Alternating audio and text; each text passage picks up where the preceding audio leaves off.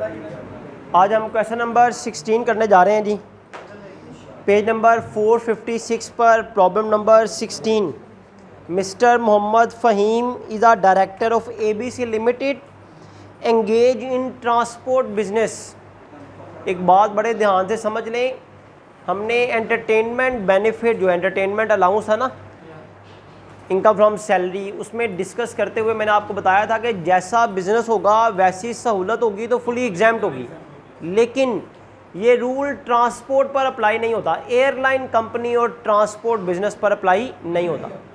आप किसी transport business के मुलाजिम हैं, ट्रांसपोर्ट कंपनी के मुलाजिम हैं, एयरलाइन कंपनी के मुलाजिम, अगर आपको वो फ्री टिकट से दें तो वो फुली एग्जाम्प्ट नहीं है, हालांकि जैसा बिजनेस है वैसा ही है।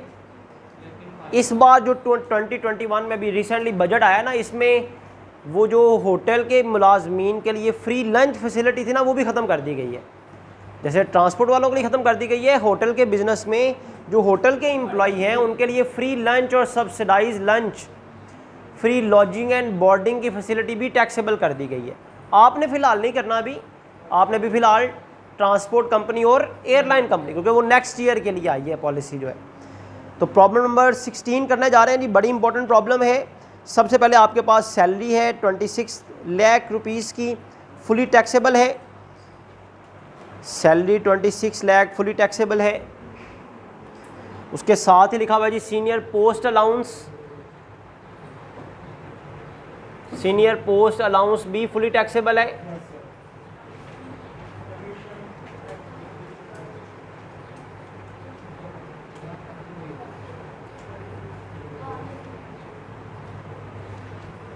₹2 लाख।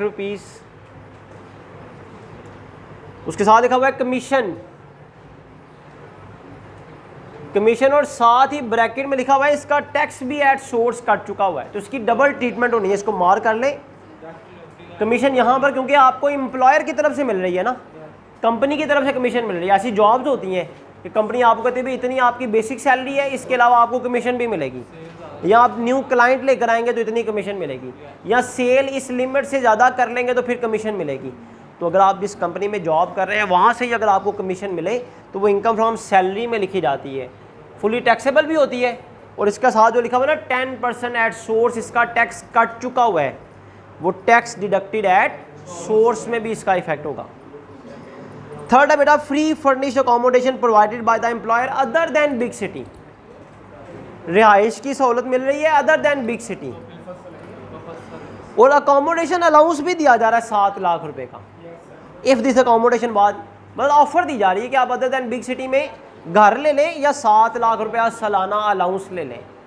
जब दोनों बेनिफिट मिले तो दोनों को लिखा जाता है, दोनों में से जो बड़ी अमाउंट होती है वो टैक्सेबल होती है। तो फ्री फर्निश्ड अकोमोडेशन,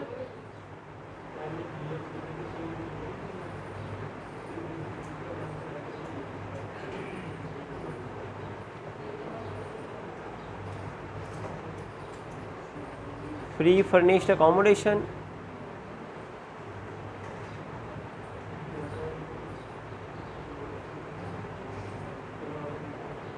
और अकोमोडेशन अलाउंस। जाहिर सी बात है मिलेगा तो दोनों में से एक में से ना, दोनों में से एक ही मिलेगा, लेकिन अगर ऑप्शन दोनों की आ जाए ना फिर लिखा दोनों को जाता है, चाहे वो अवेल जो मर्जी करे, लिखना दोनों ही है फिर आपने। तो अकोमोडेशन क्योंकि अदर देन बिग सिटी है तो मिनिमम टाइम स्केल तो नहीं है, बेसिक सैलरी का कितने परसेंट लेंगे 30%। 30% निकाल के मुझे बताएं कितना है, और अलाउंस है 7 लाख, 26 लाख का 30% ले कितना आता है 7,80,000।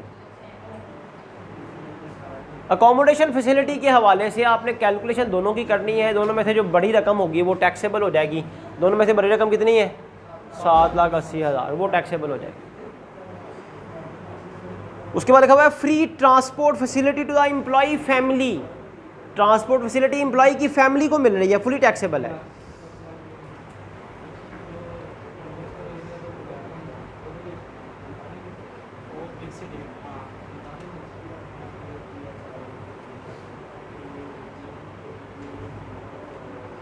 To the employ family 2,50,000 fully taxable है। उसके बाद electricity, gas and water charges paid by company fully taxable है।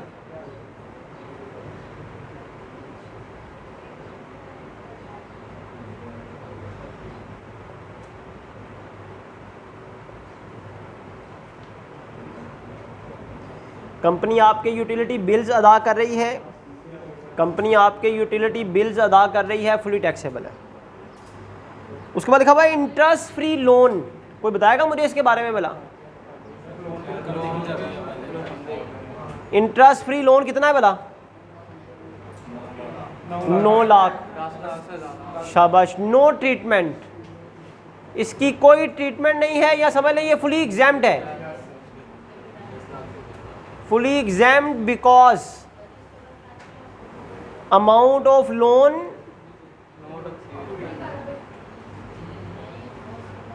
Is up to 9 lakh, up to 10 lakh. 10 lakh तक हो ना, लोन की रकम 10 लाख तक हो तो उस पर कोई टैक्स नहीं है। लोन की रकम 10 लाख तक हो तो उस पर कोई टैक्स नहीं है। उसके बाद life insurance premium paid by employee, इसको मार कर ले, इसके बदले में उसे एवरेज, सॉरी आगे लिखा हुआ है employee on the policy of his wife. अगर उसने अपनी लाइफ इंश्योरेंस करवाई होती ना तो इसके बदले में एवरेज रिलीफ मिलनी थी। देखिए यहाँ पे बेनिफिट कोई भी नहीं है, मेरी बात फॉलो कर रहे हैं? ये बेनिफिट तो नहीं ना है कि आपने अपनी लाइफ इंश्योरेंस करवा ली। हाँ, कंपनी आपकी लाइफ इंश्योरेंस करवाती तो आपको बेनिफिट होना था। कंपनी ने लाइफ इंश्योरेंस नहीं करवाई, आपने अपनी वाइफ की खुद लाइफ इंश्योरेंस करवाई है। इसके बदले में टैक्स में ना तो कोई राहत मिलेगी, ना ये कोई बेनिफिट है। अपनी लाइफ इंश्योरेंस करवाई हो ना आपने खुद, अपनी लाइफ इंश्योरेंस आपने खुद करवाई हो तो उसके बदले में एवरेज रिलीफ मिलती है, टैक्स में राहत मिलती है। कंपनी करवा ले फिर भी राहत मिलती है, लेकिन फिर डबल ट्रीटमेंट होती है कि कंपनी करवाए तो बेनिफिट भी होता है। तो अब तो क्या हुआ, आपने अपनी वाइफ की इंश्योरेंस करवाई है, अब कोई बेनिफिट नहीं है, ना ही कोई रिलीफ मिलेगी। उसके बाद है कंपेंसेशन ऑन डिले रिफंड, वो काइबर की डेफिनेशन हमने पढ़ी थी ना, compensation on delay refund. Refund में डिले करने की कंपेंसेशन मिली है आपको, टैक्स डिपार्टमेंट ने आपको रिफंड करने में डिले की तो इतनी कंपेंसेशन 32,000 रुपये की उन्होंने आपको कंपेंसेशन दी है। ये compensation income from other sources में लिखी जानी है, इनकम फ्रॉम अदर सोर्सेज के आइटम है। उसके बाद है जी watchman, wages of watchman, gardener and sweeper at house paid by company. Domestic servants हैं, डोमेस्टिक सर्वेंट्स हैं, उनकी सैलरी कौन पे कर रहा है? कंपनी पे कर रही है। Wages of watchman, gardener and sweeper paid by company, paid by company है जी 55,000, फुली टैक्सेबल है। इनकम फ्रॉम प्रॉपर्टी नेट लिखा हुआ है, इनकम फ्रॉम प्रॉपर्टी में लिखेंगे इसे फायर इंश्योरेंस भी, कलेक्शन चार्जेस भी, payment of loan installment to the schedule bank for renovation of house. भाई रेनोवेशन ऑफ हाउस है, वैसे भी लोन इंस्टॉलमेंट, कर्ज की किस्तें अदा करने पे कोई रिलीफ नहीं है। उसके बाद है employer contribution toward approved superannuation fund, employer ने आपके लिए कंट्रीब्यूशन करवाई है, फुली एग्जाम्ड है। Employer contribution for approved superannuation fund, employer ने आपकी सुपरएनुएशन के लिए, आपकी रिटायरमेंट के लिए फ़ंड जमा करवाए हैं, तो ये फ़ंड फुली एग्जाम्ड होंगे जी 40,000।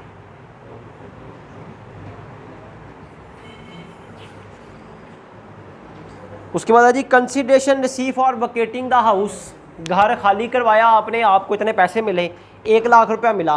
तो आपको याद होगा मैंने समझाया था कि जब घर किसी ख़ास मकसद के लिए आप किसी को देते हैं ना, स्कूल वगैरह बनाने के लिए, कोई वेयर हाउस बनाने के लिए, तो घर की ज़ाहिर बात है कंडीशन ख़राब हो जाती है।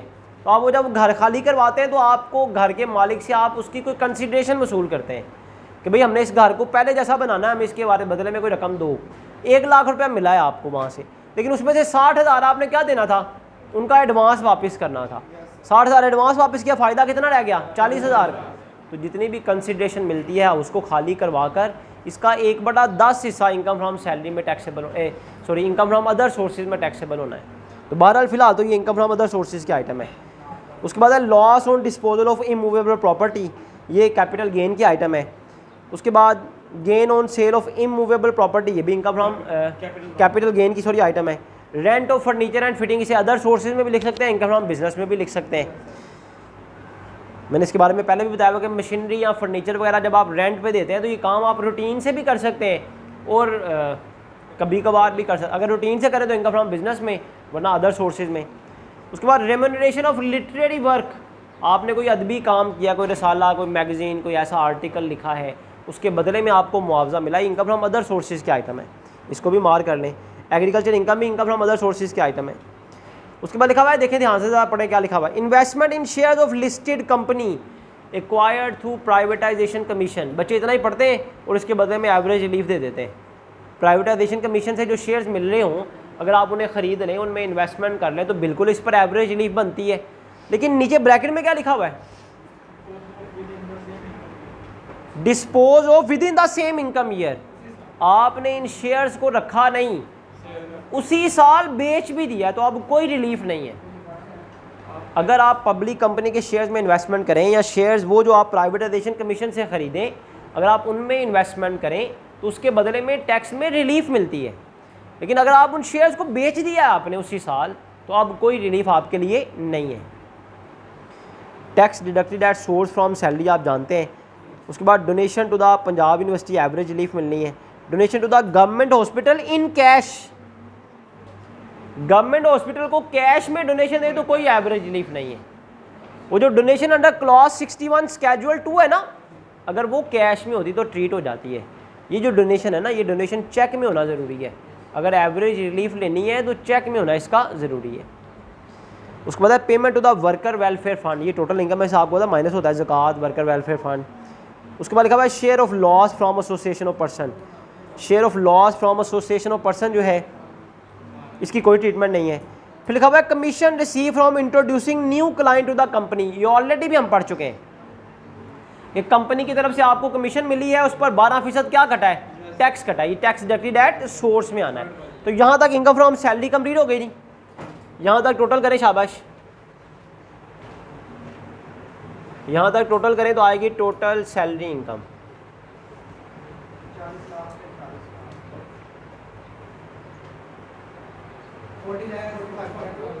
40,45,000 टोटल सैलरी इनकम आ गई। टोटल सैलरी इनकम के बाद नेक्स्ट हेडिंग आपने देनी है जी इनकम फ्रॉम प्रॉपर्टी। यहाँ पे इनकम फ्रॉम प्रॉपर्टी बड़ी इंपॉर्टेंट है जी, बड़े ध्यान से वो भी देखिएगा, क्योंकि फ़र्स्ट टाइम हम अभी 16th मेडिकल कर रहे हैं, तो ये ऐसी एडजस्टमेंट फर्स्ट टाइम आ रही है। क्या लिखा हुआ है, इनकम फ्रॉम प्रॉपर्टी नेट, क्या लिखा हुआ है बेटा, प्रॉपर्टी इनकम नेट का मतलब पता क्या होता है, नेट का मतलब है इसमें से खर्चे, इसमें से एक्सपेंसेस माइनस हो चुके हुए हैं। जबकि मैंने बताया पिछले 2 साल से एक्सपेंसेस माइनस करने की इजाज़त नहीं है, ना इंडिविजुअल को इजाज़त है, ना एसोसिएशन ऑफ पर्सन को इजाज़त है। नेट जो लिखा हुआ है ना इनकम फ्रॉम प्रॉपर्टी के साथ, देखें जरा ध्यान से, शाबाश, ये साथ इनकम फ्रॉम प्रॉपर्टी नेट लिखा हुआ है।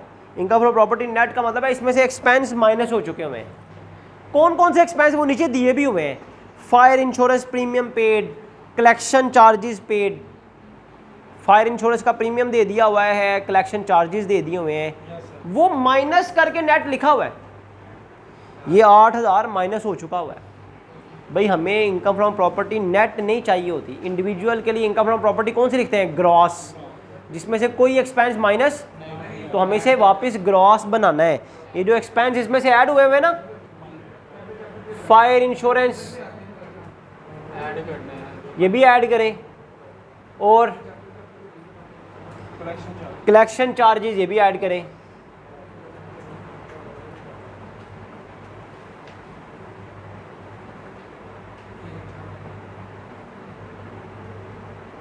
$5,000 ये भी ऐड करना है, 3,000 भी ऐड करना है, तो ये इनकम फ्रॉम प्रॉपर्टी आएगी ग्रॉस 2,78,000 प्रॉपर्टी इनकम ग्रॉस।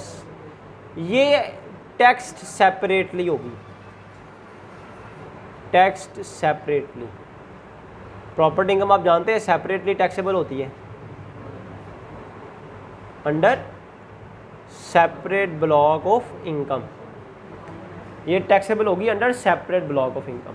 तो ये पॉइंट नया है, इसको ध्यान से देख लें। अगर इनकम फ्रॉम प्रॉपर्टी नेट दी होगी तो जितने भी एक्सपेंस उसमें से माइनस हुए हैं वो उसमें वापस ऐड करने पड़ेंगे। प्रॉपर्टी इनकम के बाद देखें जी नेक्स्ट कौन सा क्या लिखना है आपने, income from business. Income from business देखिए है कोई, हमने पूरा क्वेश्चन पढ़ा है, कोई इनकम फ्रॉम बिजनेस नहीं है, तो नेक्स्ट हेडिंग दें जी capital gains.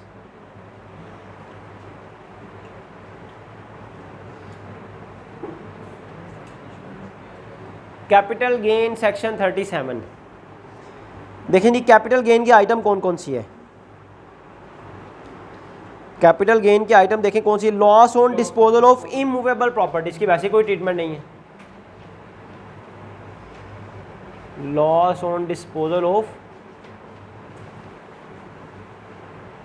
Immovable property, loss on disposal of immovable property 75,000, इसकी कोई ट्रीटमेंट नहीं है। उसके बाद gain on sale of immovable property,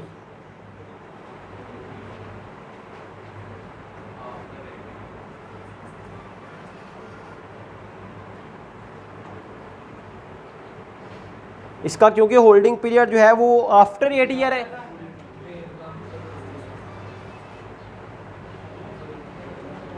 बेटा आफ्टर 8 ईयर है, तो इस वजह से ये फुली एग्जाम्प्ट है। इस गेन की अमाउंट है 1,80,000। कैपिटल गेन भी कंप्लीट हो गया। कैपिटल गेन के बाद नेक्स्ट हेडिंग किसकी देनी है, income from other sources.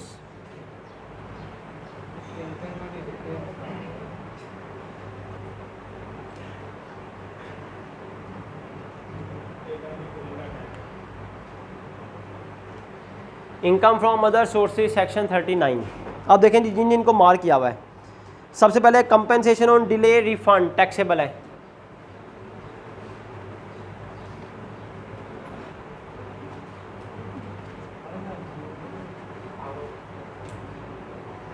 Compensation on delay refund है जी 32,000, टैक्सेबल है।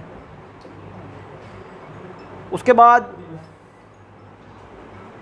Consideration receive for vacating the house, सब लोग देखें शाबाश वाला, ये पॉइंट सब लोग जरा देखें। कंसीडरेशन रिसीव फ्रॉम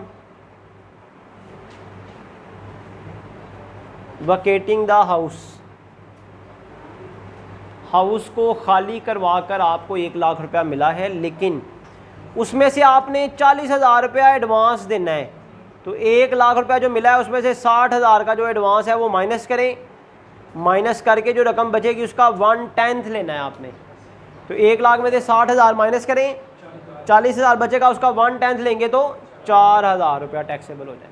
ये रूल है कि जो कंसीडरेशन हाउस को खाली करवा कर मिलेगी उसका 1/10 टैक्सेबल होगा, लेकिन उसमें से पहले क्या माइनस करना है, जो एडवांस आपने रिफंड करना है।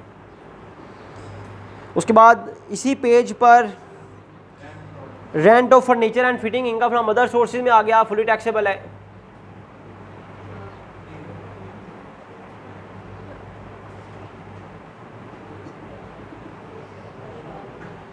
Rent of furniture and fittings 45,000 taxable है। उसके बाद है रेम्यूनरेशन फॉर लिटरेरी वर्क,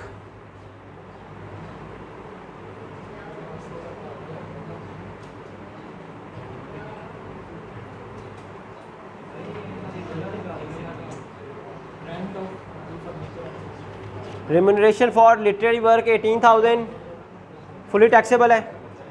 उसके बाद एग्रीकल्चर इनकम,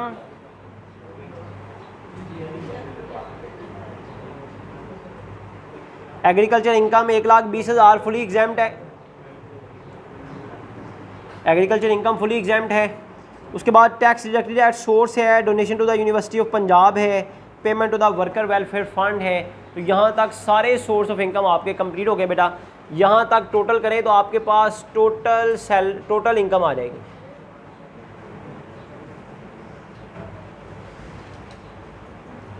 यहाँ तक टोटल करें तो आपके पास टोटल इनकम आ जाती है 41 लाख।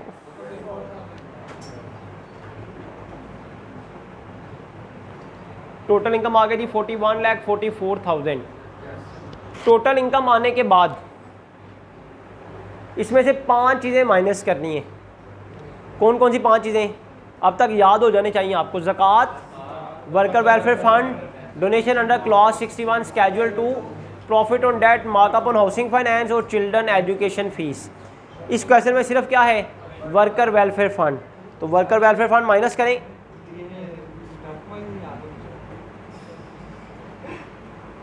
मैं 5 बस याद होने चाहिए, रैंडम बेशक हो जाए याद जी। वर्कर वेलफेयर फंड कितना है जी? वर्कर वेलफेयर फंड कितना पे किया गया है? 3 लाख रुपया। तो ये 3 लाख का वर्कर वेलफेयर फंड माइनस होगा। तो वर्कर वेलफेयर फंड माइनस होने के बाद क्या आएगा?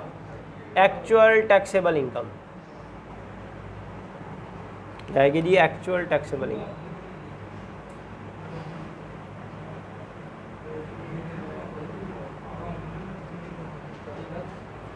$38,44,000। बेटा एक्चुअल टैक्सेबल इनकम आने के बाद इसमें शेयर फ्रॉम एओपी ऐड होगा। एक्चुअल टैक्सेबल इनकम आने के बाद इसमें शेयर फ्रॉम एओपी ऐड होता है, लेकिन इस क्वेश्चन में शेयर फ्रॉम एओपी नहीं है। लॉस फ्रॉम एओपी की कोई ट्रीटमेंट नहीं है। तो यहां पर डबल लाइन लगा देंगे क्योंकि अब कोई इनकम ऐड नहीं होगी। अब यहां से कंप्यूटेशन शुरू हो जाएगी जी। अब क्योंकि रेट पर्पज वाला टैक्स नहीं आ सकता ना, क्योंकि शेयर फ्रॉम एओपी नहीं है, तो एक्चुअल टैक्स डायरेक्टली आएगा जी। इस एक्चुअल टैक्सेबल इनकम पर टैक्स कैलकुलेट करें। Computation of actual tax payable.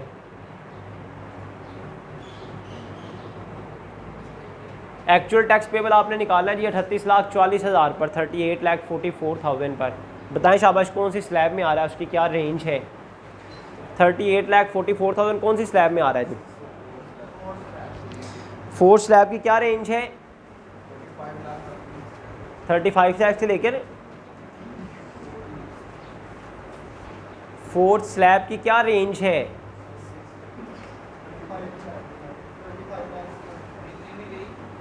25 lakh से लेकर 6 स्लैब में देखें निशाबाश 6 स्लैब में आ रहा है जी। 6 स्लैब की रेंज है 35 लाख से लेकर 50 लाख तक। देख लिया करें, जहमत किया करें थोड़ी सी सब लोग शाबाश, वरना पेपर में कोई नहीं कैलकुलेट होना टैक्स आपसे जी। किस में आ रहा है जी? 6 स्लैब में। 6 स्लैब की रेंज क्या है? 35 लाख से लेकर 50 लाख तक। तो 35 लाख तक तो फिक्स टैक्स होगा 3,70,000, और 35 लाख से जितनी इनकम ज़्यादा है, 35 लाख से 3,44,000 ज़्यादा है। 3,44,000 पर कितना टैक्स होगा जी? जी 20%। करें जी कैलकुलेट, 20% कितना आता है? 68,800। तो ये आपके पास एक्चुअल टैक्स पेबल आ जाए।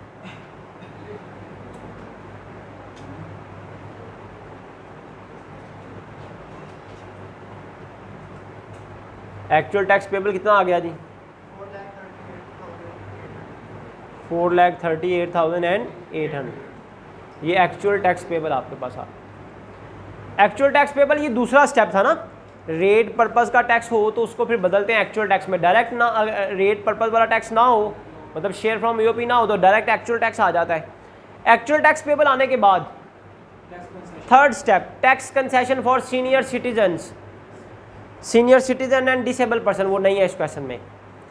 फोर्थ स्टेप, बोला करें आप साथ, अब तो याद हो जाना चाहिए। Tax concession for full time teachers and researchers, वो भी नहीं है इस क्वेश्चन में। Fifth step, foreign tax credit, वो भी नहीं है इस क्वेश्चन में। सिक्स स्टेप है एवरेज रिलीफ, वो इस क्वेश्चन में है।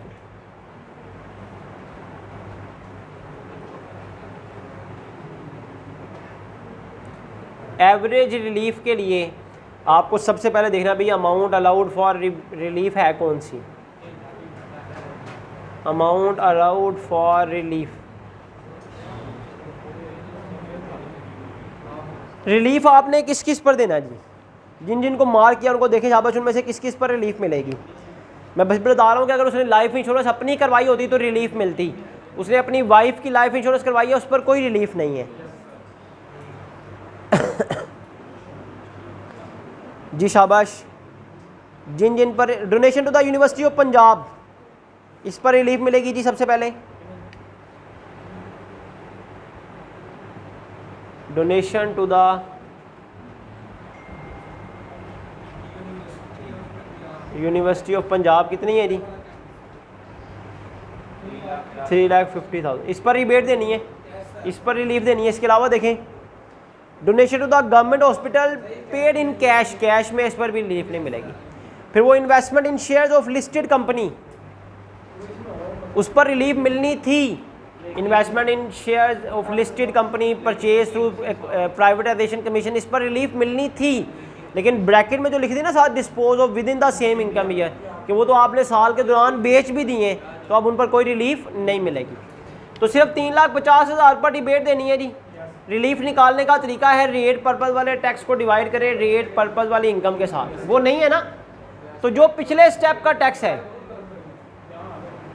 जो भी पिछले स्टेप का टैक्स होगा उसको डिवाइड करें एक्चुअल टैक्सेबल इनकम के साथ, ये फॉर्मूला है। जो भी पिछले स्टेप का टैक्स होगा उसको डिवाइड करें एक्चुअल टैक्सेबल इनकम के साथ, तो 1 रुपये का टैक्स आ जाएगा। उसको मल्टीप्लाई कर दें जिस पर रिबेट देनी है, जिस पर रिलीफ देनी है, 3,50,000 पर रिबेट देनी है, उससे मल्टीप्लाई कर दें।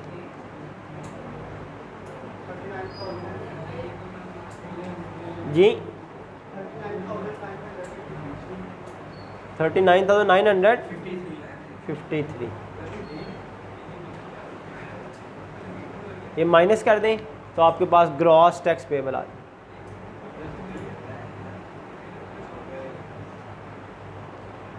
बताएं शाबाश, ग्रॉस टैक्स पेबल कितना है जी?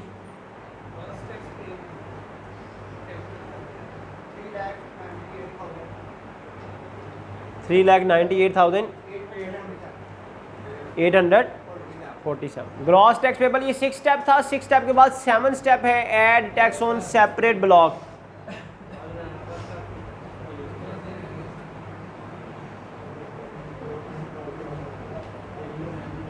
सेपरेट ब्लॉक में मैं हर दफ़ा बताता हूँ 3 किस्म की चीज़ें आती हैं, प्रॉपर्टी का टैक्स, कैपिटल गेन का टैक्स और गोल्डन हैंडशेक का टैक्स।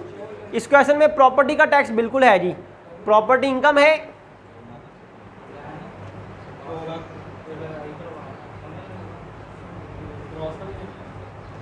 इनकम फ्रॉम प्रॉपर्टी है जी 2,78,000।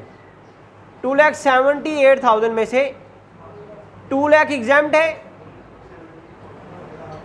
बाकी जो 78,000 है इस पर 5% टैक्स है जी। 2 लाख तक एग्जाम्प्ट है, 2 लाख से अबव जितनी भी इनकम है 5 लाख तक हो तो इस पर 5% टैक्स है, 3,900 इसका टैक्स आ गया। कोई इस क्वेश्चन में कैपिटल गेन की इनकम नहीं है जिस पर टैक्स हम यहाँ पर ऐड करें, या कोई गोल्डन हैंडशेक नहीं है, तो यही आपके पास नेट टोटल टैक्स पेबल आ जाएगा।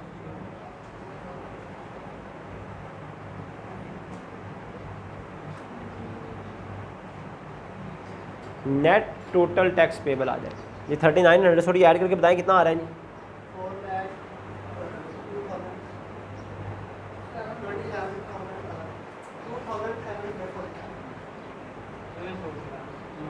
4,27,47 आपके पास नेट टोटल टैक्स पेबल आ गया। नेट टोटल टैक्स पेबल आने के बाद आखिरी स्टेप है 8 step, tax deducted at source.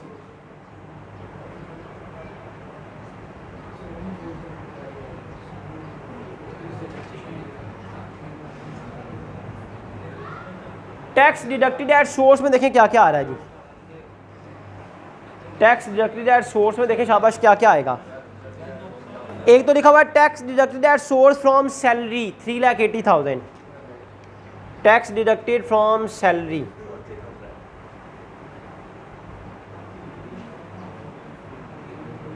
कितना जी टैक्स डिडक्टेड फ्रॉम सैलरी? 3,80,000। एक तो ये माइनस होगा टैक्स डिडक्टेड फ्रॉम सैलरी, और second tax deducted from commission.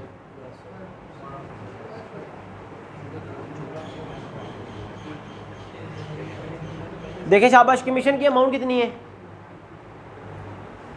Tax deducted from commission, commission की अमाउंट है 90,000। 90,000 पर 12% टैक्स एट सोर्स कट चुका है, 10,800।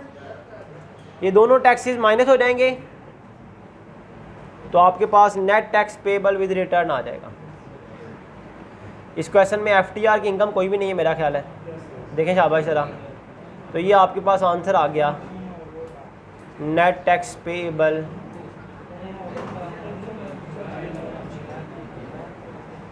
माइनस करके बताएं शाबाश। 11,947 ये net tax payable with return आ गया। इस क्वेश्चन में एफटीआर की इनकम नहीं है, तो ये क्वेश्चन आपका यहाँ पर कंप्लीट हो गया नहीं। ऐसा question paper point of view से बड़ा इंपॉर्टेंट होता है जी पेपर में आने के लिए, इसमें काफ़ी चीज़ें क्लियर हो जाती हैं।